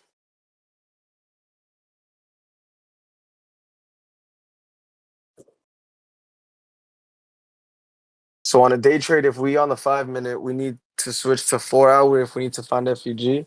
Ram, you can find the FEG on the 5 minute, on the 15 minute, on the 4 hour, or the 1 hour. It just has to be of quality. Meaning if it fits the checklist that we made, if it's unmitigated, if it has reaction, if it broke structure, if it has support or resistance, if it fills that whole entire criteria, then it's gonna be a FEG that you can use. Yeah, if it fits. I think my AMD was pretty good, just horribly drawn. It's all good, brother. All right, so boom, I wanted to identify this FEG that I had here, you guys, real fast. Hold on, I don't know what's going. Give me 1 second here, you guys.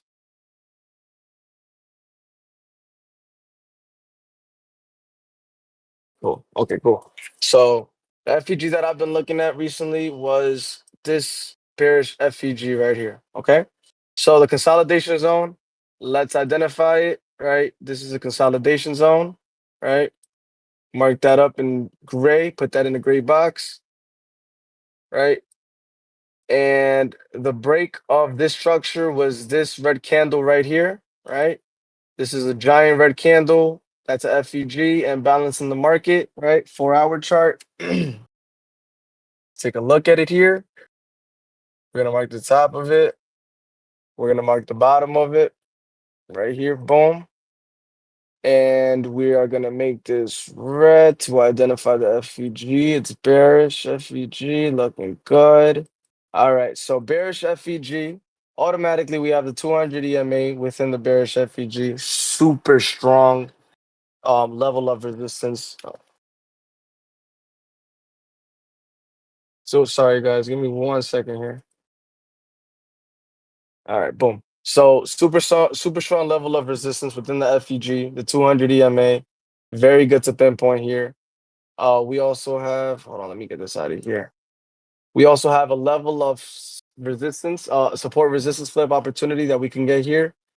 I can mark either one of these levels right here because we have support here, support here, support here. So I can start it off right here, right? Let me bring it down a little bit lower and turn it red. So we could bring this down right here. Boom. It's within the level of FEG, right? So if for some reason it breaks up a little bit up above the 200, it might have a little bit room up to 558, but essentially it'll find its way back down. So what we're gonna look at is how price action comes up to this level, right? And how it's gonna react for a potential short opportunity to come up, right? In the coming days, right? Since we're on the 4 hour, this could happen in the next couple of days. This could happen this week, right? Maybe next, but we'll see what happens, right? So, unmitigation, break a structure, check, check, right? We mark the FEG identification, check. Support, resistance, resistance right here, check. Confluence, we have the 200 EMA in there, check. We have price action trading below the 200 EMA, check. We have the 20 and the 50 are currently leaning bullish right now, but still price action below the 200, 20 and 50 still below the 200. So that's still bearish overall. RSI's at 66. You got bearish divergences on the 65. You got them on the 15. You got them on the hourly. You got them on the 30 minute.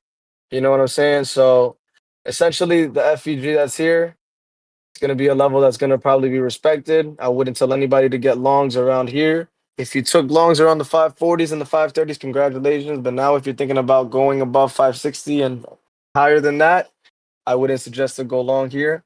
We're at a zone of reversal. So that's how an FEG is identified, the quality FEGs. And we are sitting upon one right now with the market that we're looking at.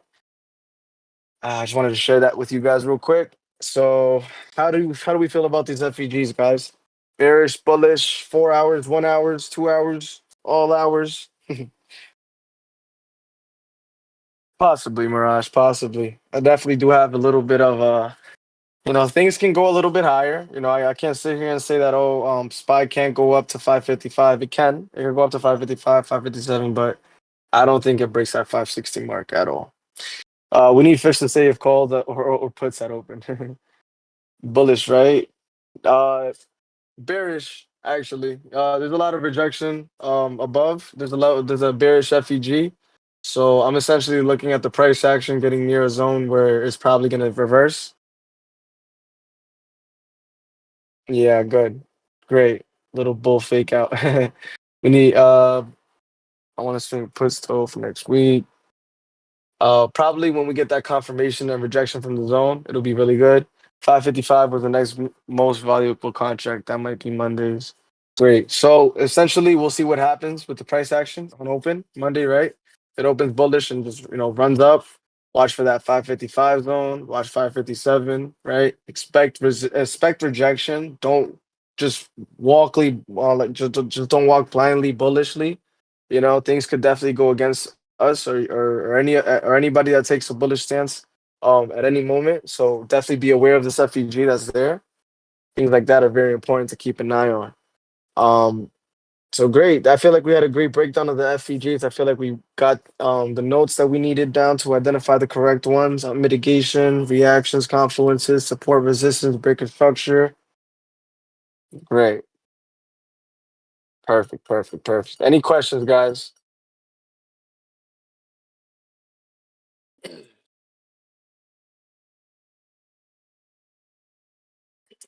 I want to throw in a little bonus if you guys are feeling good.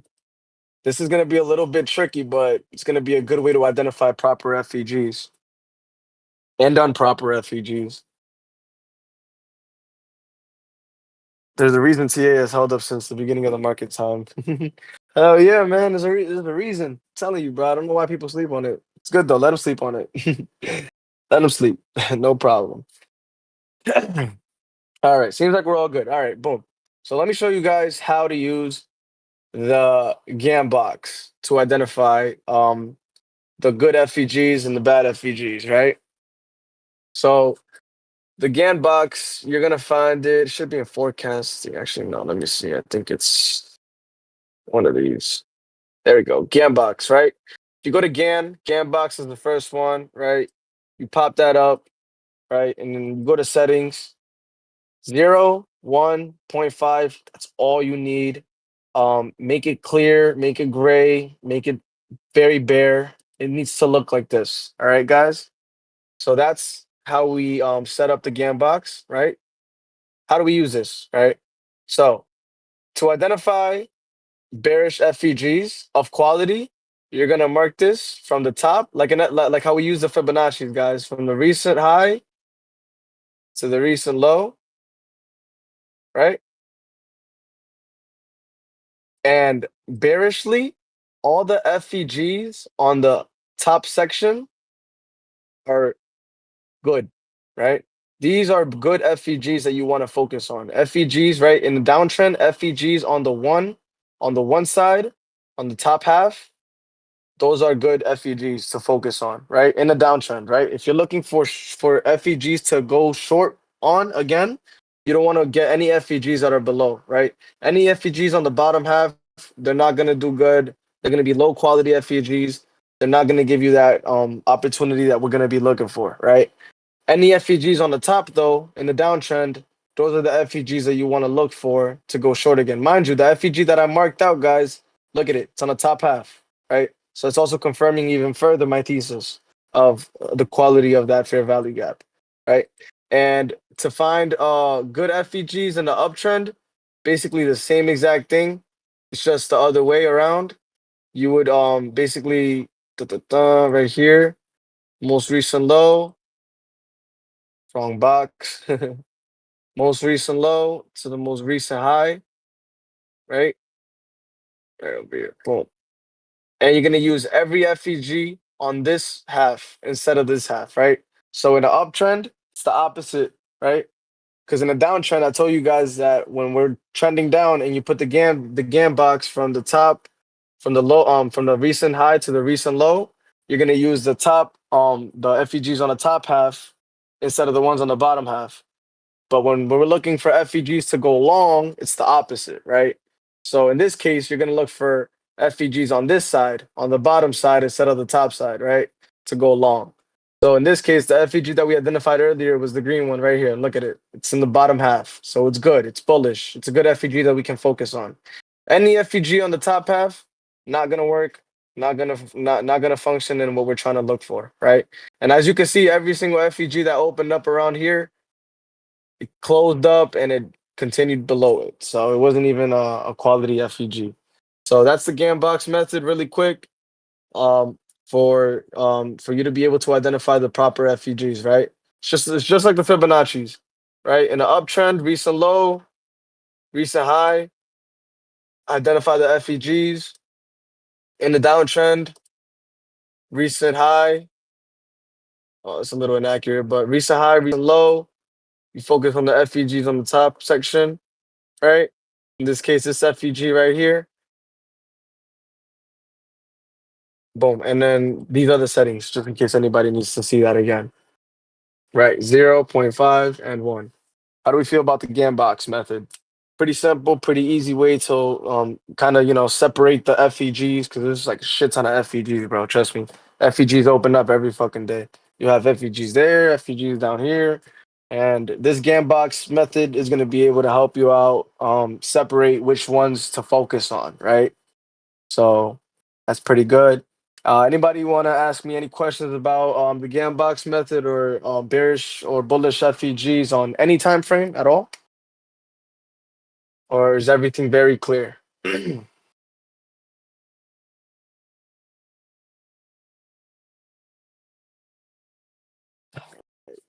uh, Appreciate everybody for tuning in today, guys. I really do appreciate it. Thank you very much. Crystal clear, nice, Mirage. Everybody else, how we feeling? Any questions? Good lesson. Now go to practice spotting it. Now got to practice spotting it. Yep. Thanks a lot. Anytime, Ram. Great lesson. Thank you. Great, great. Yeah, you guys basically squeeze dry. That's all the information I have written down in my notes that I wanted to share with you guys about FEGs. Time to start drawing on these charts. This is going to be fun. Thank you so much. Anytime, Rock 879. What is the difference between the box and the Fibonacci?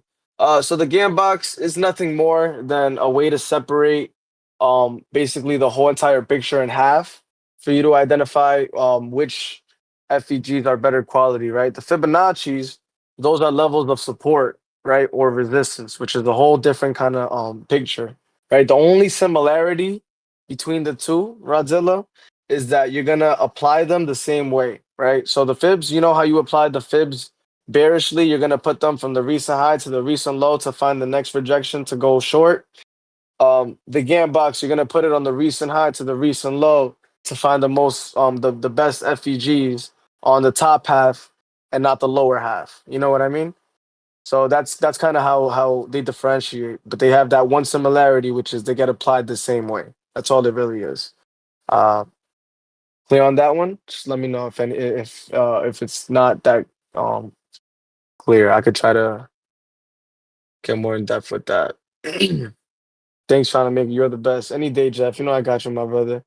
Oh, I see another on AMD. No wonder it's destroying money. Falling knives leave a lot. Yes, they do. Yes, they do. And when they come back and test it, they're strong, and they're most likely gonna do what they was doing before. That's why AMD. I haven't touched it in a long time for that reason. Too many bearish FEGs, and most of them are good, strong FEGs. So until all those FEGs get invalidated, AMD is definitely a no trade stock. Rather own it than trade it. If you believe in the company, buy shares, get the AMDL 2x ETF. But I wouldn't consider playing the actual stock and options. So it seems like we're all good here. All right, nice. Now that's for the cult of after hours. Nice, nice, nice. So, talk to me, you guys. How we been feeling? How this last week that we've been trading? What was our weaknesses? What was our strengths? What do you guys feel like we've been slacking in a little bit? What's been going on? I feel like everything was good last week, but Friday did catch us a little bit off guard. So I just kind of want to reconnect with you all to make sure that we can get everybody on the same page and make sure everybody's comfortable and feels good and ready for Monday. Uh, how's everybody feeling? What mistakes are holding you back? what strengths did you have? Let's talk about our strengths as well, things that you've been improving. I definitely want to connect with you guys and find out how you guys have been feeling recently in terms of your trading. Last week was good, but Friday put got crushed. Can we see how we could have avoided that trade? Yeah, that one was pretty simple, man. I hate to say it. My only problem on Friday, uh, my only problem on Friday, where was it? The 15 minute. Let's go to Friday here. So Friday was here, right? My problem with Friday was that once I marked that orb, right? Yeah, literally don't trade the chop. That was literally the top one. I marked that orb, right? Top of the first 30-minute candle. I mean 15-minute candle, bottom of the first 15-minute candle. That's how you mark your orb. Anybody that's new here, by the way, you don't really know how to mark the orb. The way you mark an orb is you basically mark the top of the opening candle of the 15-minute chart. So the first 9:30 candle, it closes at 9:45. Once that 9:45 hits and the candle closes, you mark the top of it and you mark the bottom of it. And then you zoom into the 5-minute. Now let me tell you guys where I messed up.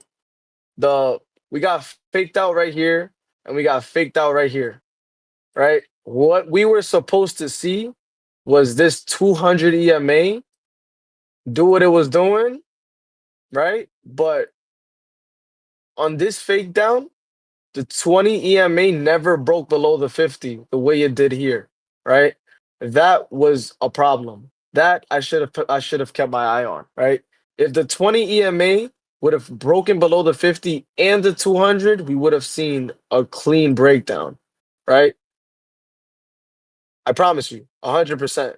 But just the fact that the price action and the moving averages were trading above the 200 moving average, and not only that, keep an eye on this right here. Look, you're gonna see that the 200 EMA had support here, had support here, had support here, and ultimately has support here, right? Before it ended up breaking up and doing what it did, right? So the thing about Wednesday was that it was just one of those Wednesday. Yeah, that's that orb from Wednesday, man. We ended up getting support and rejection from it. But ultimately that support on that orb is what pushed the price even higher. Yeah, old orbs are good to keep on the chart sometimes, but if you don't want to have too much on your chart, I suggest just, new orbs every day. But essentially what we could have done, it could have just been a waiting game. You know, the 20 EMA never broke below the 50 or the 200. So essentially, puts were only good for a scalp, but they weren't good for a directional move. The directional move was here, right? They suppressed a downtrend directional move so that they can get an end of day directional move, right? So all in all, what we could have learned about Friday's lesson was more patience, more confirmation, and basically, if you're gonna get into a contract that doesn't have enough confluences, make it a scalp and have a stop loss that's really, really, really tight. You know, um, definitely slept on that on Friday. But guys, always keep those stop losses tight. It's always good. It's always gonna save you. Paper hand isn't always bad. Don't ever forget that. And for the next time, yeah, just more confirmation and more patience. That's all. It's a simple human mistake. The good thing about it is that we're able to identify it, and if we're able to identify it, then we're able to fix it, right? Because moving forward, we saw a break in the orb, we saw support, and ultimately at the end of the day, I called out some calls in the live trading chat, and there were a couple people still left in the group that were watching, and they managed to make a little bit of money off of that. So it's all a waiting game at the end of the day. So patience is really what pays. Last week we had our market psychology talk, and that's really what it comes down to at the end of the day. We talked about patience, we talked about giving the market a chance to paint a picture, and that's really what it was, and that's what it came down to.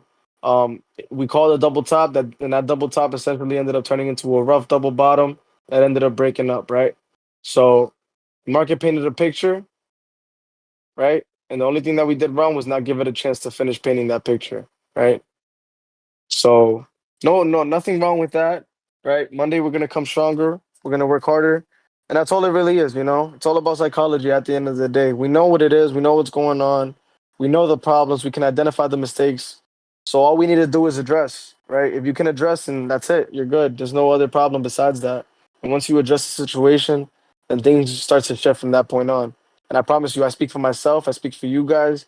Like I speak for all of us too, because we're going through that journey together. You know what I mean? It's not just you guys that's, pushing through every day trying to be successful in the market. I'm also going through that journey as well with you guys, and I promise you, bro, if we continue putting our minds in the right place and applying the right things in the market and applying the right technicals, we're gonna definitely find that success. And if we definitely always apply risk management is super important. Risk management beats market psychology because if you know how to manage your risk, then you're always gonna be able to take your money out when you need to and put it when you need to, right? And especially if you know how to, not over leverage. Over leveraging is a big problem. Like we mentioned last stream, over leveraging is a horrible problem. If you're new in the market and you're not trying to do it, if you don't really understand too much of the market and you're just starting off trading, you don't really want to over leverage. Over leveraging is the worst mistake you can make as a new trader because you're putting so much money into something that it can make you a lot of money, but you're not really sure about what you're doing. So if you're starting off, $500, $200, $300 is good enough. You know what I mean? Making two, three, four, $5 in profit is amazing. Yeah, worry about the percentages. I promise you, if you're working with a little bit of money, worry about how the percentages are working in your favor, right? Let's say you're working with a $200-$300 port and you're grabbing a contract that's worth like $20 or like that, and you're grabbing a contract that's worth like 20, 30, $40 or $100, right? And essentially you get like 20% on that, right? And 20% in the market is gonna be like on that contract that you spend like $100 is gonna be like $15, like nothing crazy. It's gonna be like 15, maybe $20, nothing crazy, right? But the thing about it is that you hit 20%, right? So you know that the trade is good for 20%. So if you had more capital, right? If you had more capital, if you had $20,000 and you were trading with thousands and thousands of dollars, that 20% would reflect in a way higher manner, right? What you need to worry about is those percentages. If you get those percentages down packed, you're working in the right direction, and then you'll be able to not over leverage, but you'll be able to scale in more, right? You'll be able to risk more money, right? Because you were trading so much and so long with a little bit of money, and you were able to flip it, make $5 here, $10 here. Like I knew somebody, right, that they would trade with like $50, right? And that guy was consistently making like five, seven, $10 every single fucking day. He would send me his port, and the port would literally be green every fucking day. And you'll look at the stats. He made like $30 that week. He made like $20 that week. You know what I mean? And it'll be like that every single fucking week. And then one day he was like, "Yo, I'm gonna put $1,000 into the market. I'm gonna start trading with $1,000 bucks." And in a week, he turned that shit into like five G's straight up. Like five G's. I'm like, oh shit, bro, you fucking going crazy. But that's really what it is. You know what I mean? He was so obsessed with flipping the little amount, getting those percentages, getting those percentages. Once he saw that he was consistently hitting 20%, 30%, he was like, all right, let me do that. Let me do the same thing I'm doing with the small amount of money. Now let me do that with a little bit more, right? Why was he able to do that? Because he was consistently hitting 20%, 30%, right? And he was doing that with a little bit of money, right? So he already, like, the fear was already out, right? The fear was already out of his system because, when you lose so much money in the market and you make so much money in the market, it cancels out and you don't have any more emotion towards the money, right? So that's good, right? So once you compound those small gains and you can assure yourself that you can consistently follow a system without any type of emotion behind it, you just know you're executing, executing, executing.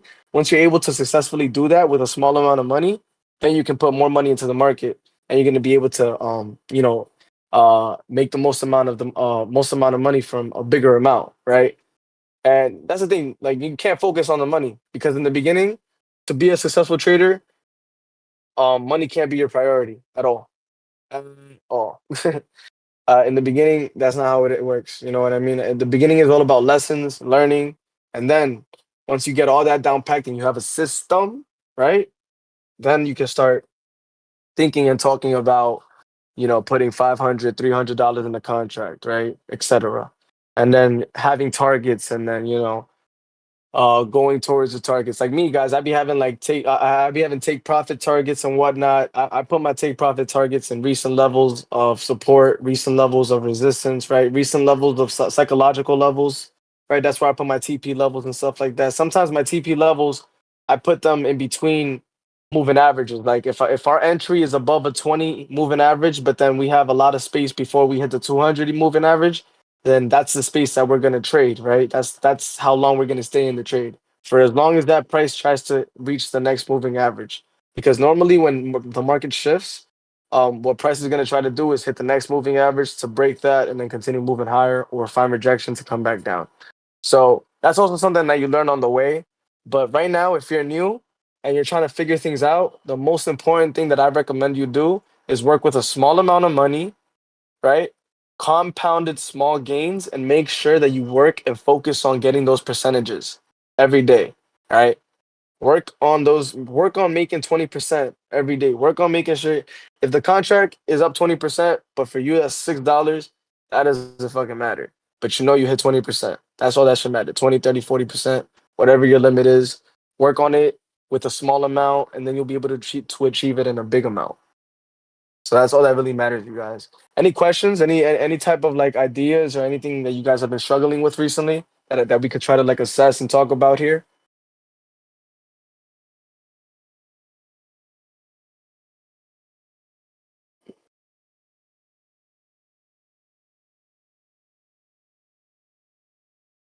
We're coming.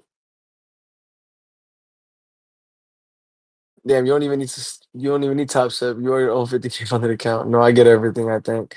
Mirage, any questions you ever want to ask me, brother, you could always hit my inbox.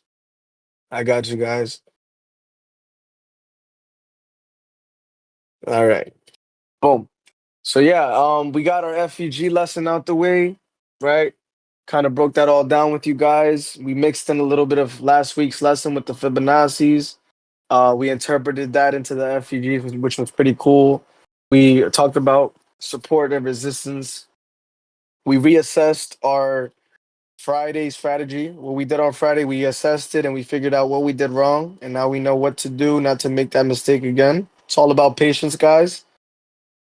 Love you too, guys. You guys are everything to me, man. I fucks with you guys always. And everybody watching this video, I appreciate you guys very much for the support as well.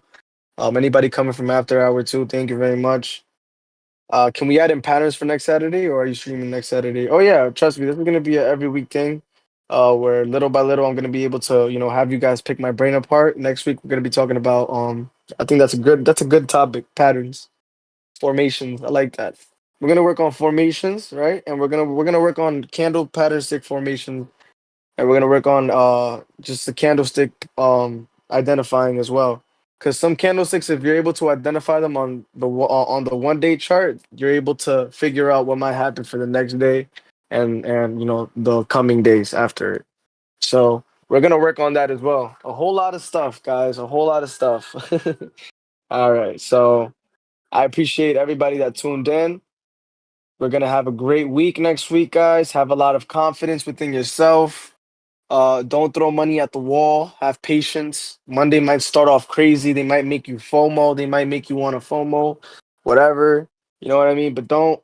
There's always going to be a better opportunity. So keep that in mind before you throw money at the wall. In the future, maybe you can set up a PO box so we can send you stuff as a thank you. Oh, Rock 879, bro. That's a blessing, man. I'd hope so too, bro. I have to change my address. Thanks for reminding me. At the post office, I forgot to change it. Jeffridge. Yo, I have confidence I'm gonna lose nowadays. If you focus on the technicals and you focus on your entry and don't just blindly take a position because you feel something's gonna happen, then you're gonna be able to make more capital, right? You're gonna be able to make more money from the money that you're investing. Don't go off of feel, go off of technicals. Basing yourself off of what you feel and what you think is gonna happen is gonna be your biggest downfall. I promise you. Um, that's why I tell people if you don't got 5 to 7 confluences, don't take the fucking trade. It don't matter if we're late. It don't matter if we're picking up. Like sometimes people be like, "Damn, bro, but you missed like half of the move." Yeah, I missed half the move, but at least I had confirmation to tell me that the move was gonna continue the rest of the way down that it did. You know what I'm saying? So it's all about, would you rather risk a little bit, risk all the money for a lucky entry where you made all the money that where you made more money, or would you rather get into an entry that has a lot of confirmation, but 100% you're gonna keep making more money from it? But I really want to get this right so I can put more money. Don't put more money now, right? No, man. If you're just starting off and you're learning right now, bro, I suggest work with a $500 account. If you have a good amount of capital, right, work with $500. start building from there. Get $200 contracts. Work with like if you're working with a $500 account, don't buy contracts that are more than $300. Right? Have at least $100 to $200 left. Right? Use like $300, and on Monday we're gonna go over that. Also we're gonna eventually have a little bit talk about the Greeks. I'm gonna go over the Greeks as well. I'm gonna have a lesson that's gonna be for another day. But yeah, you guys, there's a lot of information I'm gonna share with you guys. Don't you worry. Got like 150 in there. All right, bet. So if you got 150 in there, let's try to flip that 150, man. You know what I'm saying? We're gonna find some contracts. We're gonna help you find those contracts as well. I really want to learn that. I got you, Rock. Don't worry, you guys. We're definitely gonna sit down and break down the Greeks and how to read them, how to multiply them, how to divide them to get the next set of Greeks. All right, boom. Yeah, he has. Like I've read up on it as well. Pretty good stuff.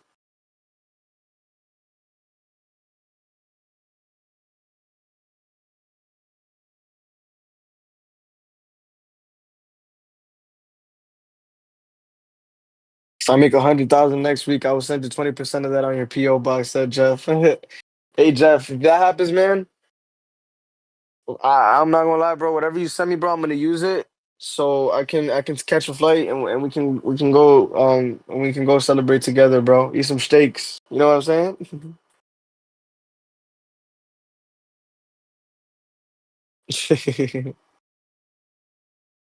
I don't want to hold you any longer. You've been at this for 2 hours. That would be amazing. Jeff, you're California. That's dope. All right, you guys. So, yo, Blazing, trust me, man. All of you guys, man. The most important thing for me, to be honest with you, is to see you all succeed. In the end, I want to make sure you all get funded accounts. I want to make sure you all got big ports and you all got this capital to be able to, reinvest and multiply and make it into a lot of money, and accomplish every dream you ever wanted to. And I want you all to know that it's not going to be easy. It's going to be fucking hard. It's going to piss you off. It's going to stress you out. You're going to want to quit. But guess what? You're not alone. You got us. We got the kingdom. You got a big family here. So don't ever give up. All right? Trade smarter, not harder. Yes, Ram. That's what we're talking about. You're the best trying to make it my biggest support from day one. Anytime, Jeff. You know I'm here for you, man. Mirage, that's gonna definitely be us one day, brother. Don't you ever get your eyes off the prize. Don't you ever get your eyes off that prize, man. Hell yeah, train love. So I need no restrictions with this guy says. I'm trying to slip up people coming out and check to see if oh man. Love you, Jeff. You already know what's going on, bro. You know I was never gonna let you blow your account, bro. Yeah, it feels so much better here. Definitely a family. Always Blaze amazing. Always, man. Always, man. This is definitely, me and Royalty, bro. We like to push that energy here, bro. We like to push that energy where we're always here for you guys. Royalty, he's a great support system. Royalty always willing to help people out. He knows so much. He has so much skin in the game, so much market knowledge as well. We have a lot of other people here that's been trading for a while. You just gotta get to know everybody, don't be shy. There's a big family here, a lot of people that have a lot of experience. And we appreciate you guys. I appreciate you guys. Thank you, everybody. We're hitting that 2 hour mark now. Any questions? Anything that you guys want to get out the way? Maddie just went out to get them. Oh man, she'll be back.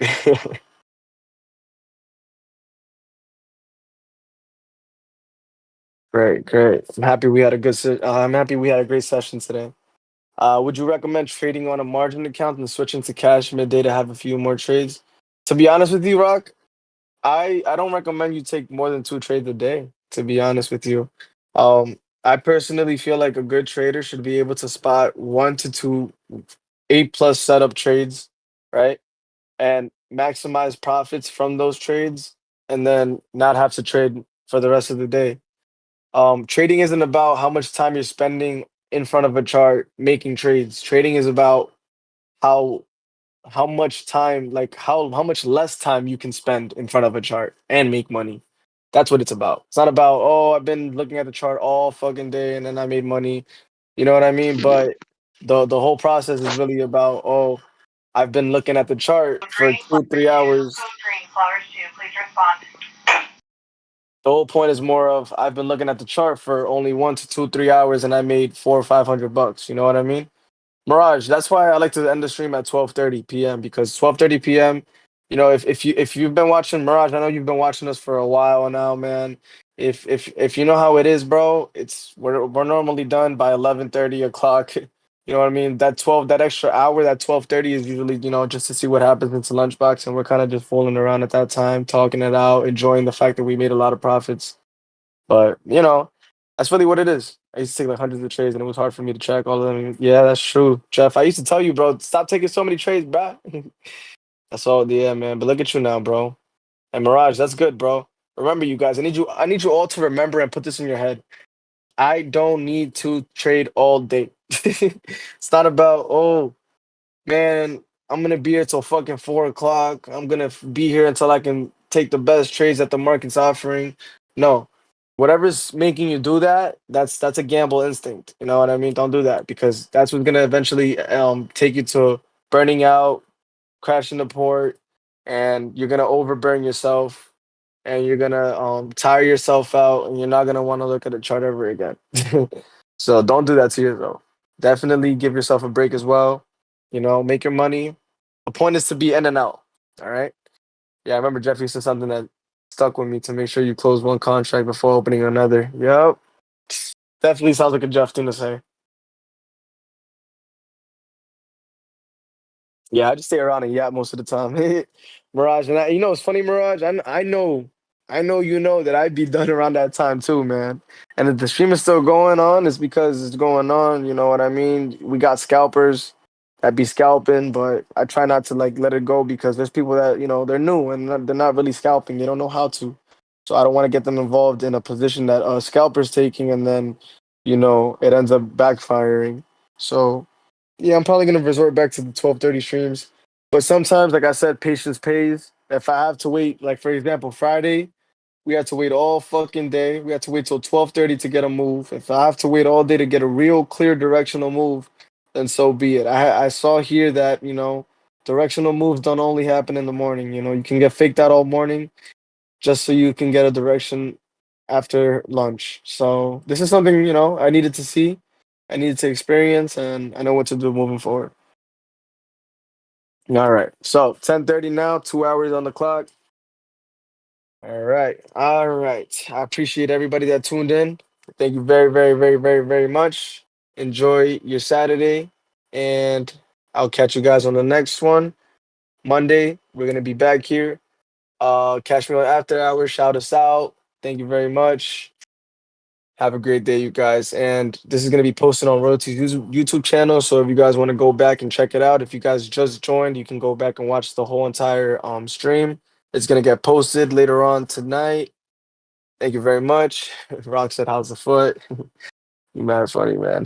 Thanks, man. Thanks, Rodzilla. I got you, brother. Anytime, guys. I got you guys. All right, all right.